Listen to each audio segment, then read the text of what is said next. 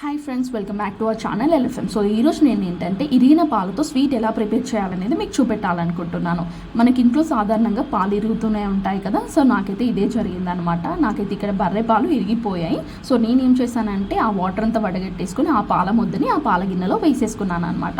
Stove on చేసేసుకొని సిమ్లో పెట్టేసుకొని కొంచెం షుగర్ యాడ్ చేసేసుకున్నాను. షుగర్ యాడ్ చేసేసుకోవడం వల్ల ఏంటంటే ఆ వాటర్ అనేది ఫామ్ అవుతుంది. ఇందులో డ్రై ఫ్రూట్ కూడా వేసేసుకోవచ్చు. నేనైతే ఇక్కడ సింపుల్గా షుగర్ యాడ్ చేసుకున్నాను. సో షుగర్ యాడ్ చేసుకోవడం వల్ల వాటర్ అనేది ఫామ్ అవుతుంది. వాటర్ ఇంకే అంతవరకు మనం సిమ్లో కలుపుతూనే ఉండాలి. కొంచెం వాటర్ ఇంకి గట్టి పడగానే స్టవ్ ఆఫ్ చేసేసుకోవాలి. అంతే అండి, సింపుల్ స్వీట్ రెడీ అయిపోయినట్టు. ఇంకా రెడీ అయిపోయింది కదా, ఇంకా ఆలస్యం ఎందుకు, నేనైతే బౌల్లో వేసేసుకున్నాను.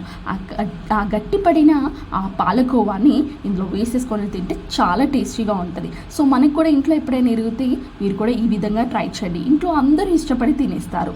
తప్పకుండా మీరు కూడా ట్రై చేయాల్సిందే. థ్యాంక్ యూ అండి. Thank you so much for watching my video.